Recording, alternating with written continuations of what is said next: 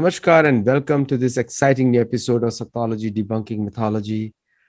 And thank you for attending this discussion, the light discussion on Gita Comes Alive, with the author of Gita Comes Alive, a very famous, a very good friend, a musician, and I won't say a comedian, but I would say with a sense of humor. Musician with a sense of humor, and also doing he's an amazing songwriter, playwright, you can say, amazing songs, also participated in a music band in the past. So let us welcome without delay Sri Jeffrey Armstrong. Pranam Zadi, it's great to be with you again. Pranam. So when you say again, I get some insecurity because we should continue forever here.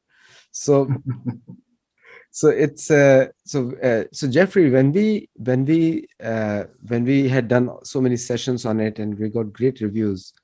So so one of the questions people come to ask is about dharma, because most of the people associate dharma with Buddhism.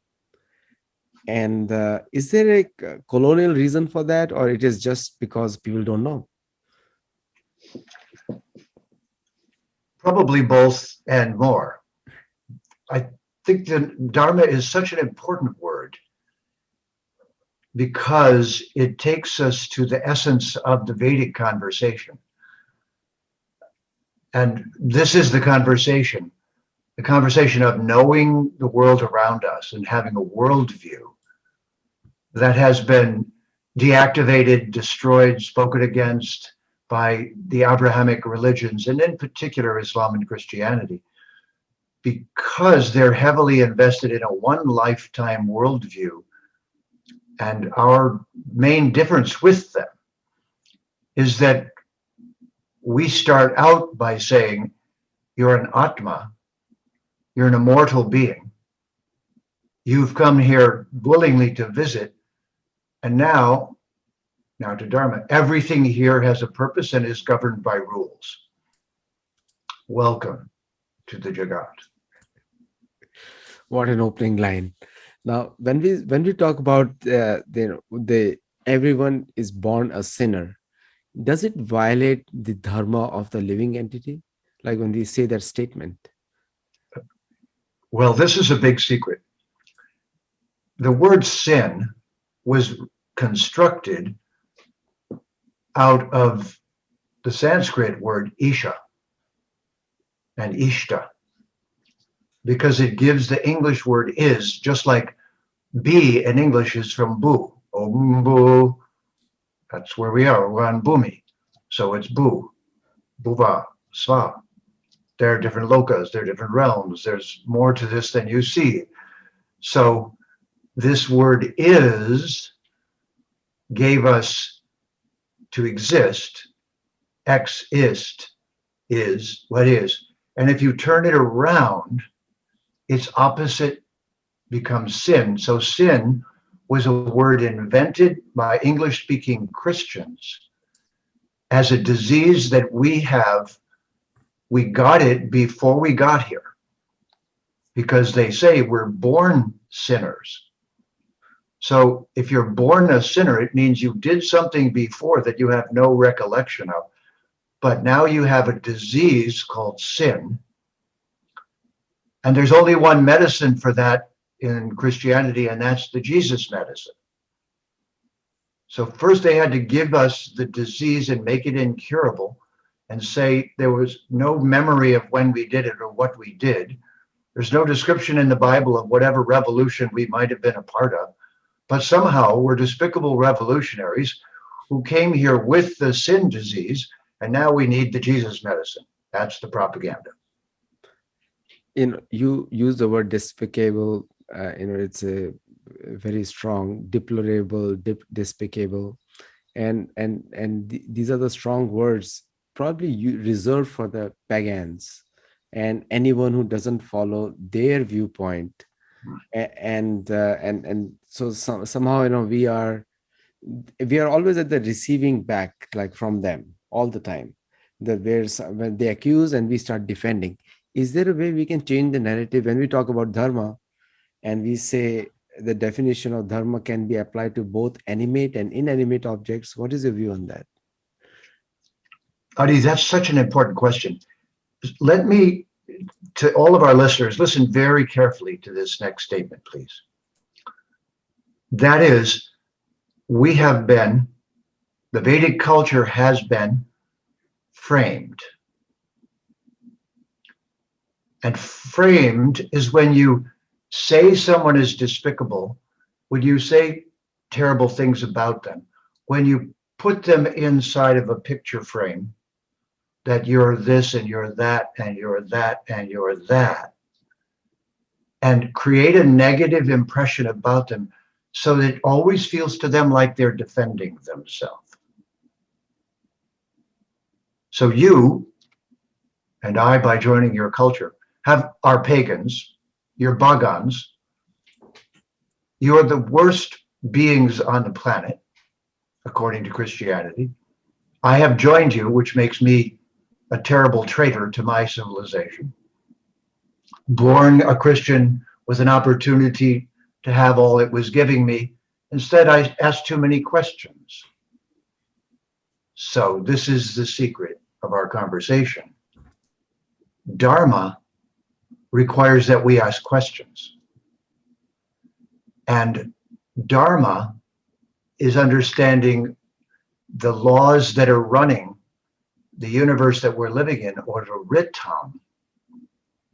So what religion should be trying to do is learning how to cooperate with divine will in everything they do. But they don't have a way of talking about that except some rules you must follow, or again, go to hell. So this problem of framing requires what's called reframing. So when someone says you're such and such, you don't say, no, I'm not. That makes the frame stronger. It seems like you're guilty. When Richard Nixon was being impeached, he said, I am not a crook. And everyone knew that he was indeed a crook. So if you're framed and you fight against it, the frame gets tighter. So if someone says, you have a caste system, and you say, no, we don't have a caste system. No, no, no, no, no. The frame gets tighter. But if you, now I'm going to show you a reframe. But if you say, well, then what would you call the landowners in Britain who inherit their property from generation to generation? Isn't that a caste system? That's a reframe. We took you having caste, and you said, no, no, no, no, that's why we do namaste. We see everyone as the Atma. But you seem to pass your property down to the eldest son of the family, and you've done that for thousands of years. So it looks like England invented the caste system. Now that was a reframe. So what I'd like to say to you all is, reframing Bharat using Sanskrit and clear English to disable and remove the colonial agenda is your mission. Reframing Bharat. Back to you, Ravi.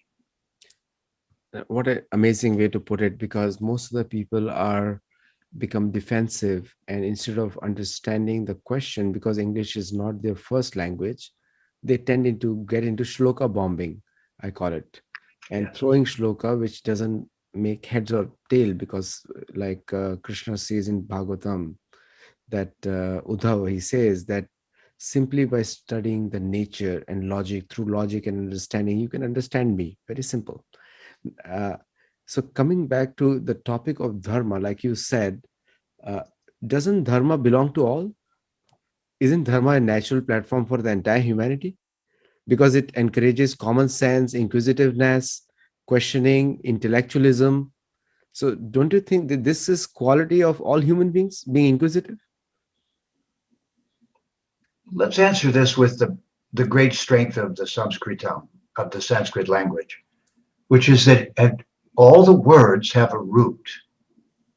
So when you wonder about what to do with a word in Sanskrit, you go back to its root. And the root leads you back to its core meaning so that you don't get lost. The English poet Coleridge said, if you use a word and don't get a picture, you're using the word wrong. Poets are often Hindus in disguise.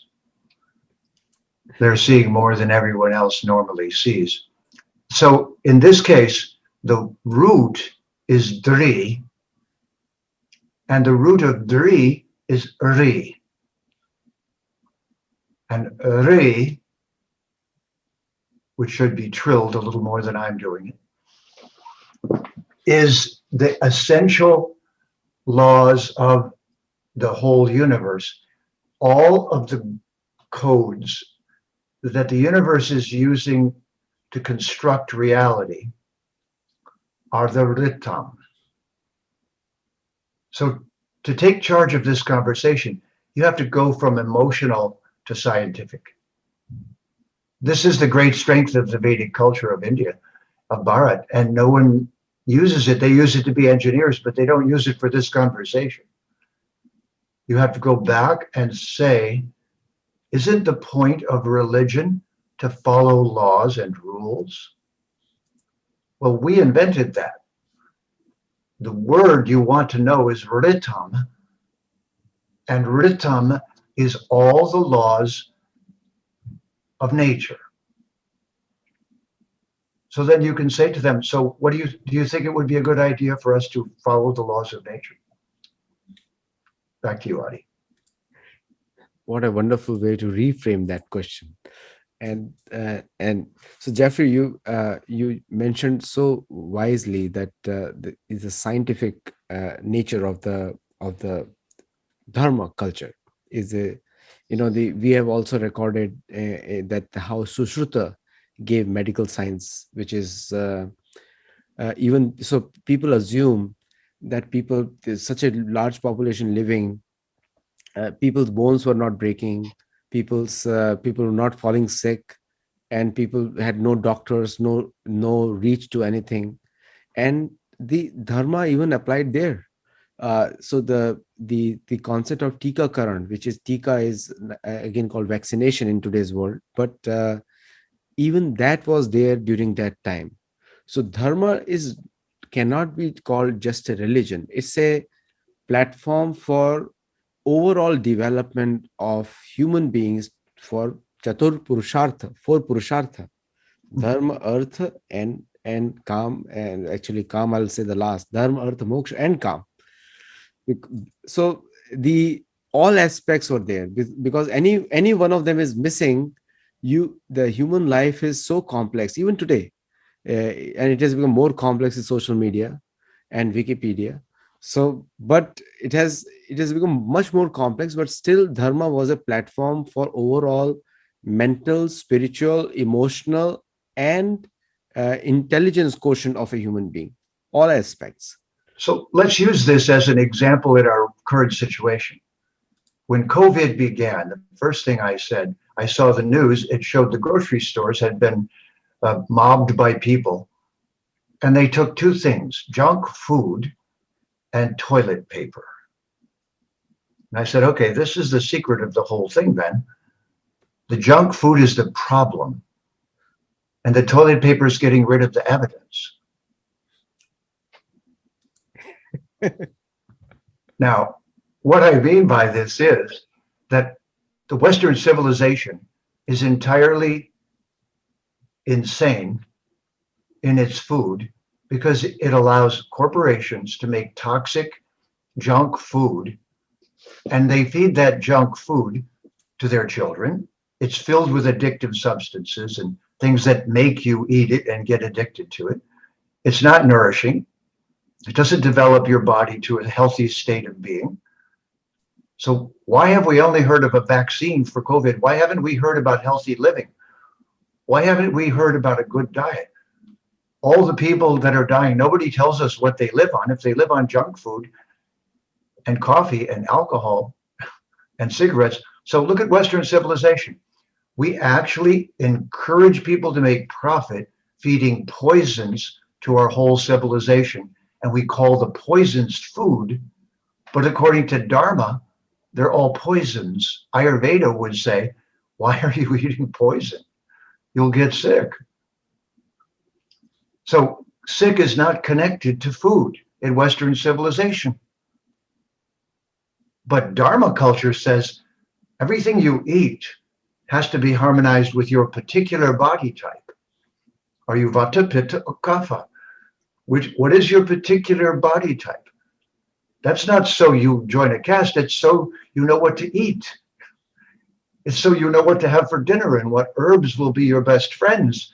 This is a Dharma culture, it's a scientific culture, using every law of nature to our advantage. So why care if your children are healthy and feed them junk and poison all the time? And we've arranged it so that the lowest members of Western civilization can only afford to eat at McDonald's, and I call them McDoggies. Did you know that McDonald's makes their food taste the same by using perfumes? Their food is given its flavor by perfumes manufactured in Europe.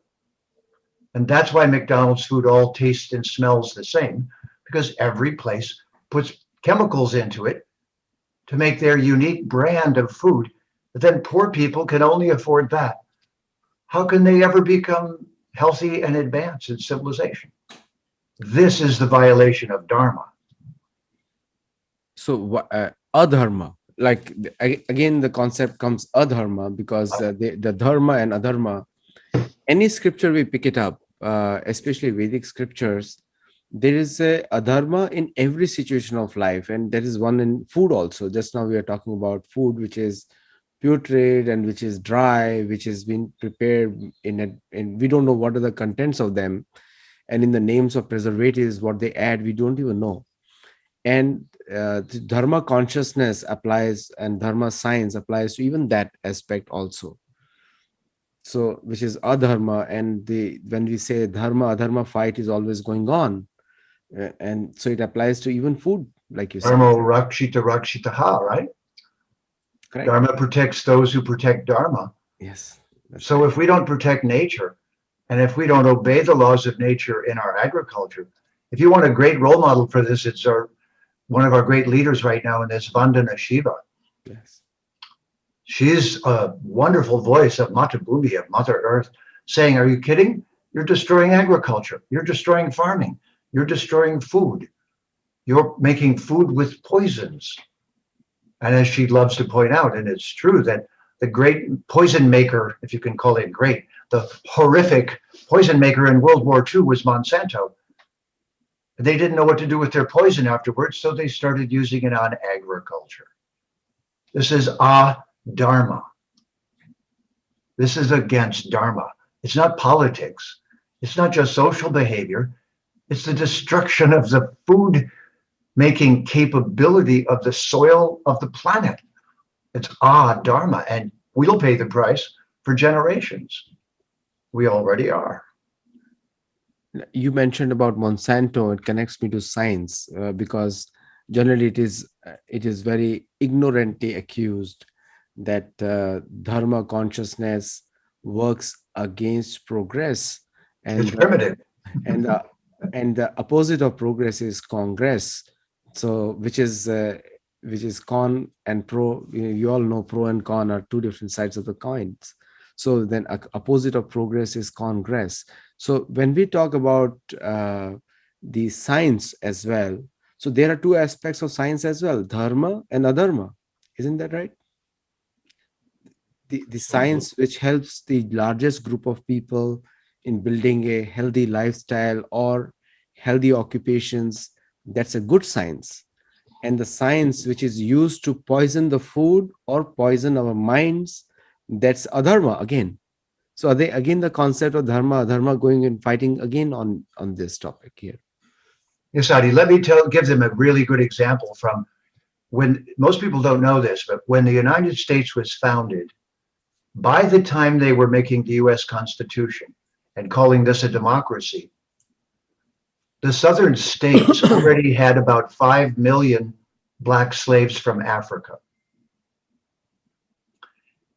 Now, this is very important to understand. When the world was colonized, slavery is how it was done. And slaves were used to make more profit on the things that you were growing in agriculture because you didn't have to pay the slaves. So you had pure profit. The corporations of our world are only accountable to make profit. They do not have a Dharma department.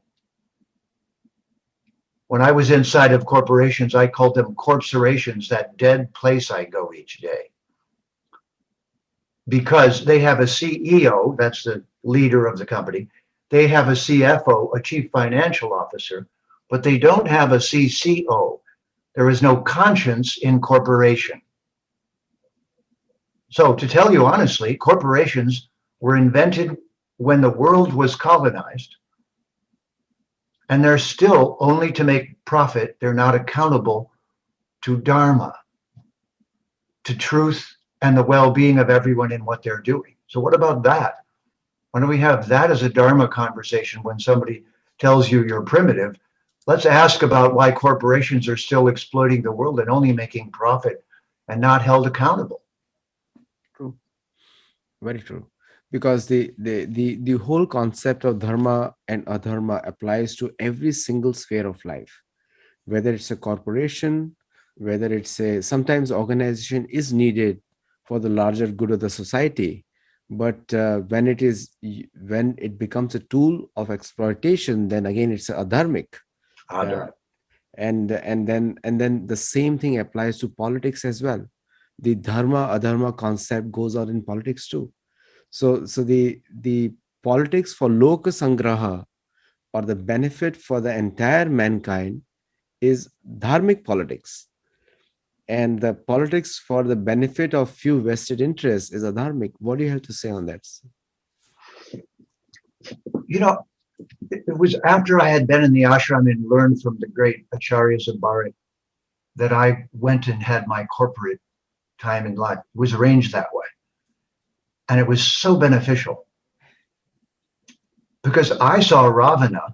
You know, the English word for Ravana is ravenous. Yes. It means having such an appetite that you'll eat anything and eat anyone, eventually, even anyone. Eventually, I hate to tell you this, but what the real asuras were is they ate babies, because babies are the healthiest food you could eat if you were a despicable human being and a rakshasa and an asura. And the Vedic civilization knew this. They knew that at one end of the spectrum, there were cannibals who were eating humans. Why? Because it's a health food. If you don't understand, it's a health food. If a young being has all the things that make life livable and those in a natural form, then that's asuric health food. That's the most horrific thought a Devic being can have. A dharmic individual just shudders to think of it. So you think Ravana lived in the time of Ram. It's not true. Ravana lives right now, sucking our planet of its life and causing despicable harm to our civilizations and harming the innocent.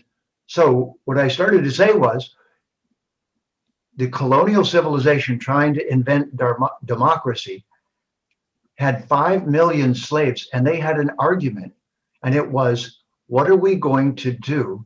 Send them back to Africa? And that was too expensive. Should we send them west of the Mississippi and give them some land? No, because we want all the land. They were so greedy. And so we'll have to leave them where they are and eventually free them. Nobody knows about this. They haven't studied history. But this is our Dharma. 5 million human beings living in America as it became America, and hiding them, not liking them, because what the actual punchline is, there's two choices. Send them back to Africa, give them their own land, or let them marry your children. And intermarriage was the last thing that they wanted. The white Christian overlords, and all those people who owned those slaves were Christian. So is this dharmic? How do we have a conversation about this? Well, then we have to say, I'm sorry, but that's dharma. You're all violating the laws of nature, not our rules, nature's rules. To you, Adi. No, you great points you made, and most of the people are not even aware what you just said about the 5 million, how the land distribution was done, and till date, it's a systemic uh, exploitation till date is going on, and where in whatever way you call it, but still is going on. There's a Latin term for this, actually, that everyone should know. And sometimes used in everyday English. It's persona Oh yes, non grata. Rata. It means only appears to be a person, but isn't really a person. So, to the white Christian settlers of North America and the rest of the world, anyone with color who wasn't a Christian and who lived in a civilization was non grata, persona non grata, meant not really a person. So this is what you really need to understand, that all of the cultures, and that's India, all the brown-skinned cultures look like persons but aren't really persons according to the colonizers. And this was a Christian doctrine started by the Catholic Pope. So now, when you go to speak about Dharma with someone, you need to hold them accountable or their society accountable. So not too long ago, while the Democrats and Republicans were busy hating each other, I introduced a term called dharmocracy and said, you know, what we really need here is a dharmocracy, not a demonocracy. And right now, they're hating each other, but the roots of modern US democracy were in the slaveholder conversation when that democracy was formed. So if they challenge you about your culture, you need to challenge them about their culture. That's a Dharma discussion. Exactly. I think it applies in everything: the policies, the procedures, the thought process, and even English words actually. So, like just now you mentioned persona non grata, and I sincerely did not think so deep. And thank you for educating me there. And the how the origin of the words itself can be dharmic or adharmic. And the so one of the meanings of dharma is essential quality, intrinsic quality or intrinsic nature, and where dharma can be applied to inanimate objects like water. So the dharmic state of a water is saralta. In Hindi, it's called saralta or Sanskrit, which means liquidity. But the adharmic state or the unnatural state, so again, the dharma has taken a new kind of meaning over there, unnatural. It means ice. Now, ice is not a natural state of water. So there the natural state is dharma and unnatural state is adharma. So when people talk about dharma, dharma, just connected to faith, dharma is faith is also there is a uh, faith also dharmic and adharmic also, because you can be believing in demonocracy just now you mentioned, and can be a dharmic faith which is dharmocracy. So So now let's do fide and faith. I just found a new word. The word is defy. Defy, defy. It's from the Latin fides, which is from the Sanskrit Veda. Veda means to see, and fides gave us the English word faith, to believe in. So seeing is believing. You're supposed to see something, and then you believe it because you see it. So Veda is a body of Sanskrit knowledge which allows you to see the truth rather than requiring faith.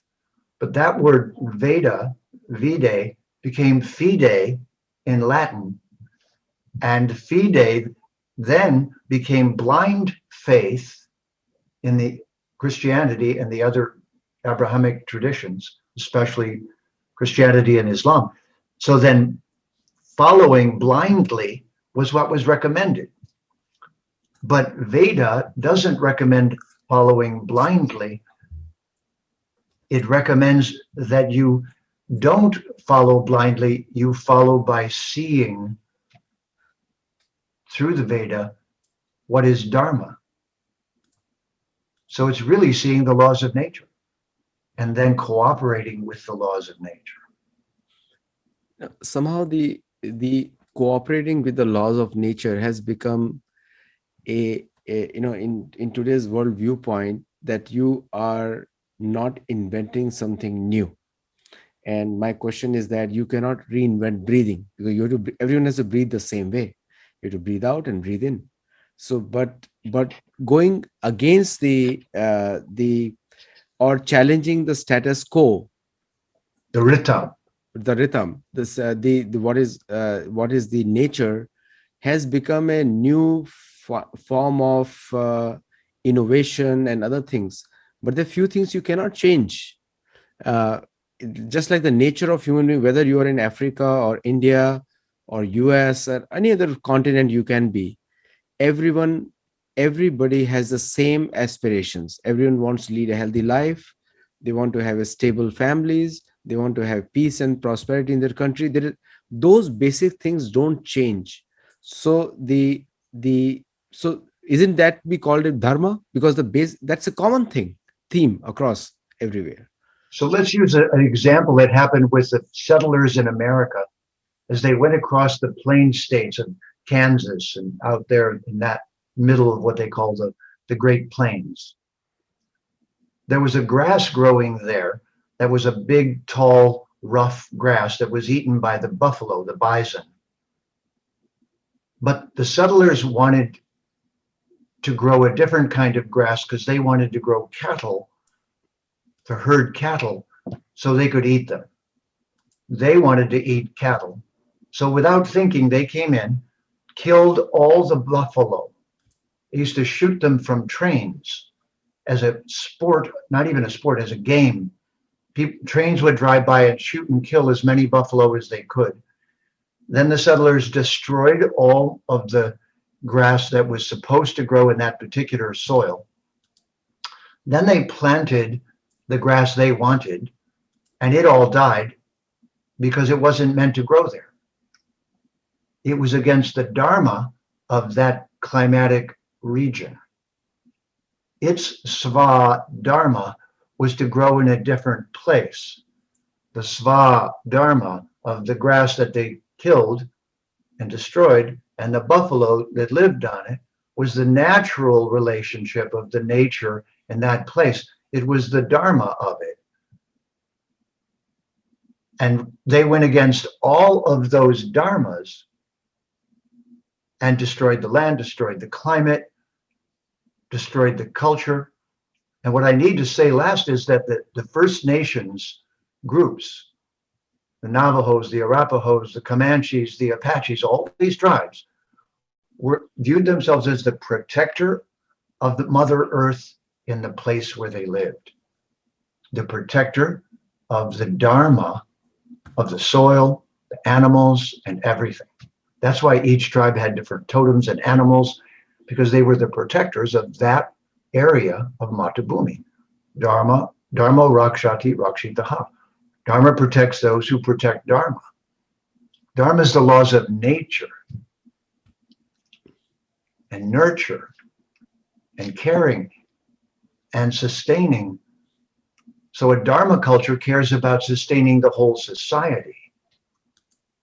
Adi? You made such a good point on the dharma of the land. So even the land has a dharma, because it's a natural state.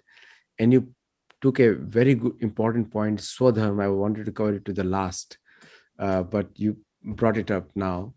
So similarly, the human beings also have the natural quality by which they are born. And just like we said, there is a natural state, unnatural state. Natural state is all dharmic state, unnatural state is adharmic state. But sometimes the education is given to the human beings about what is their natural state, how they can naturally build according to their guna and karma, and they can sustain themselves and the whole society in harmony with the nature. So again the concept of swadharma comes in, where about the human beings. See, right now we have invented all kinds of occupations. They take people away from their families, away from their land. And there was a very famous question asked in Tesco's in UK to a young girl, where does your potato come from? She said Tesco. And then they did not have that knowledge. So do you think that the depending on the land or the agrarian aspect of human is natural for every human being? Isn't there part of the swadharma also? This is such an important concept. And the word that I love so much for this is that Mata Bhumi gave us the word human. You just drop the B and it's human, humi, homi, humus. We're made of soil. We're made of Mata Bhumi. And every civilization that was valuable and made contributions and set a beautiful example learned how to live in harmony with its environment and learned how to harmonize with each other. And in fact, the word harmony is from the word in English is from the word dharma. It's when the notes cooperate. Sa, re, ga, ma, pa, da, ni, sa. That cooperation between the intrinsic notes is the same as us cooperating from dharma. We create a harmony. So just as the musical scale of the West came from India, that's why it's called running the whole gamut. It's sa, re, ga, ma, ut, and beyond. So when you run the whole gamut of nature, wherever you find yourself, the swadharma of that place is what you're supposed to rakshati, protect, which will protect you. And it is this that India, Bharat, stood for millions of years, as the protector of not only the soil, but the people, because the people are the soil, because we're bhumi beings. Great point you made again, Jeffrey. It comes to my last point in this particular episode. Sarva dharman parityajya mam ekam sharanam vraja. And he says sarva tum sarva papebhyo moksheshaya. Now again, so here Krishna, is he asking us, and my question, and you can comment on it please, is he asking us to give up all adharmic activities which we have accepted as dharma, like these are adharma activities, sarva dharman parityajya, and then adopt his way of thinking, which is dharma, and build a different type of consciousness? Do you think that's what is being proposed there in that shloka? Because dharma, adharma, we see everywhere.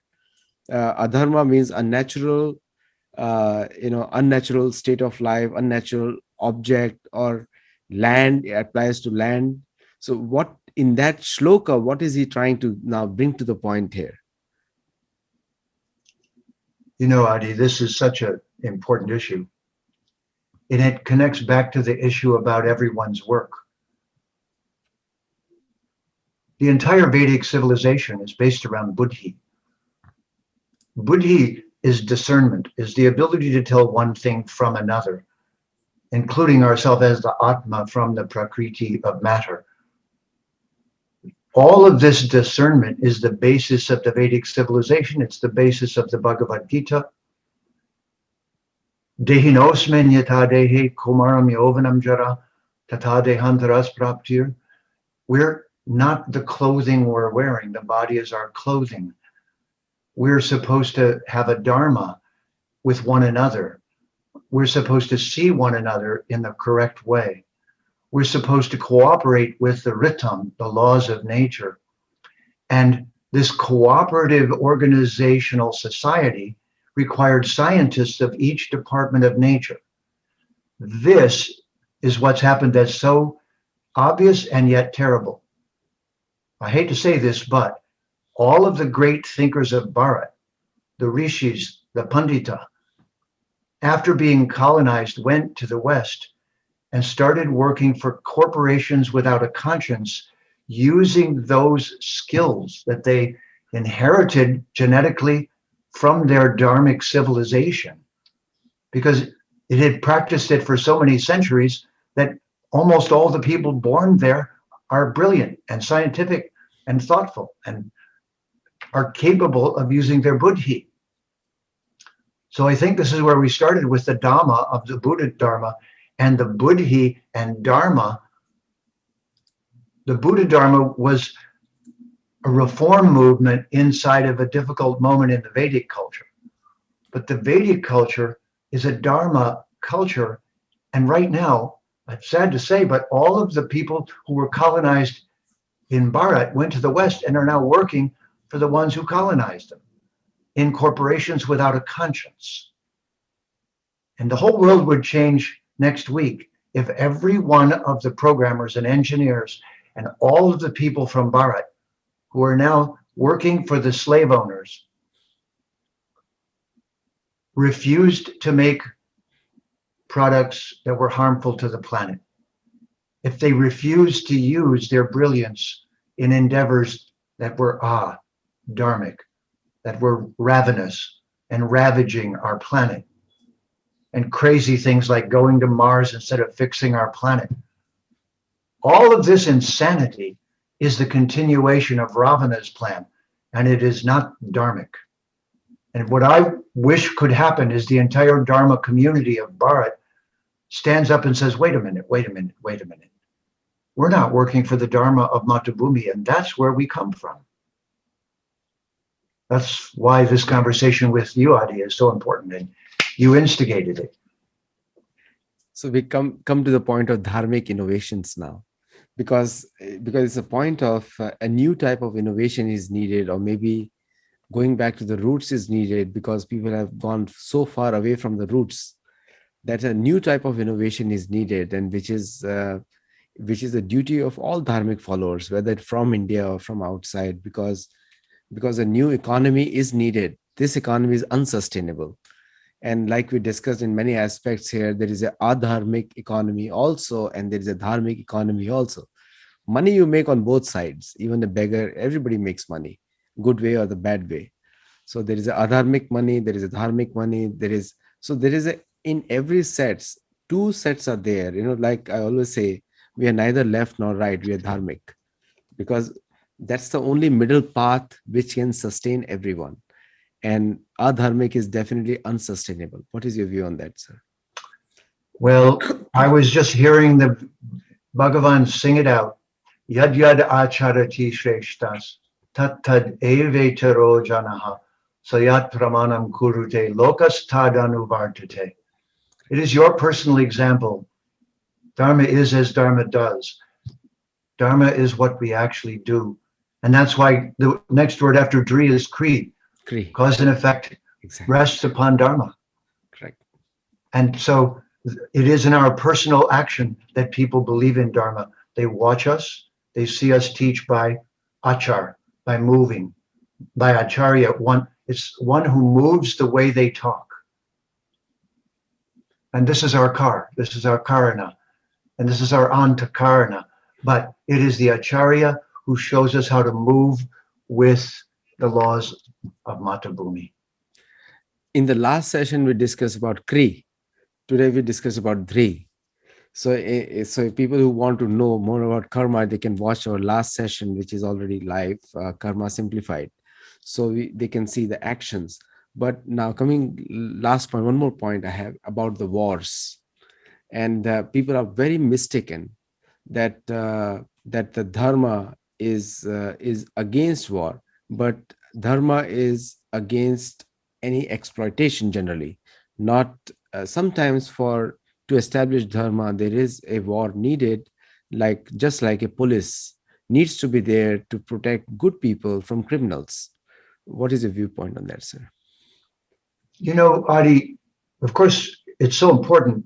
The Kshatriyas had a code of honor, and this is why they Rajavidya Rajaguyam.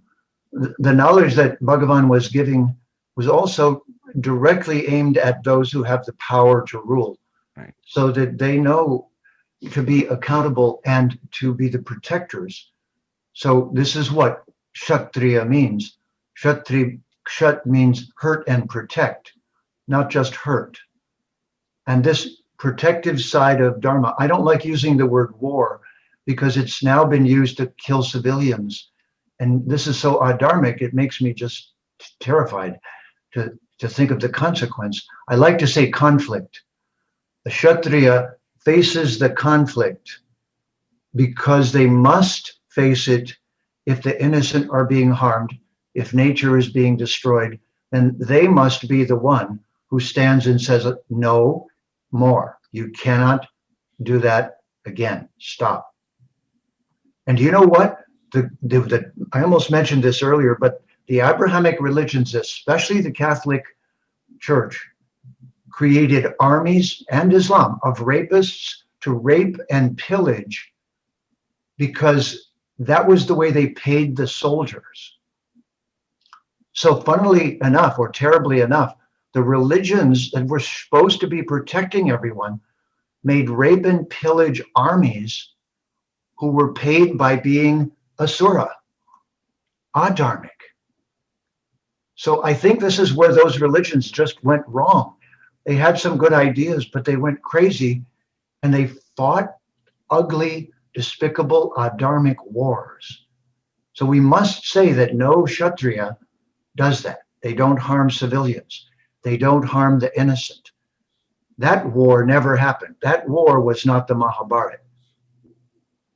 It was a conflict which was unavoidable because the Asura would not stop what they were doing, and they were destroying the planet and Dharma. So we must not become like that to fight against that in speech or actions. So, one of the next shows, upcoming shows, we'll talk about the Chhatra Karma, Brahma Karma, Vaishya Karma, and also the Shudra Karma, because the Varna gives us duties, Swadharma for everybody. And we'll also make a little bit fun of everyone else who is Adharma on that area. So thank you very much, Jeffrey. As usual, it's always a pleasure to talk to you. Wonderful. And a great learning. And for viewers, some of the comments I'm seeing is great discussion, but watch it and comment on YouTube, and also GitaComesAlive.com. You can get your copies are available now. And also on Amazon too. So you can buy from Amazon as well as you can directly buy from the website. Thank you and namaskar.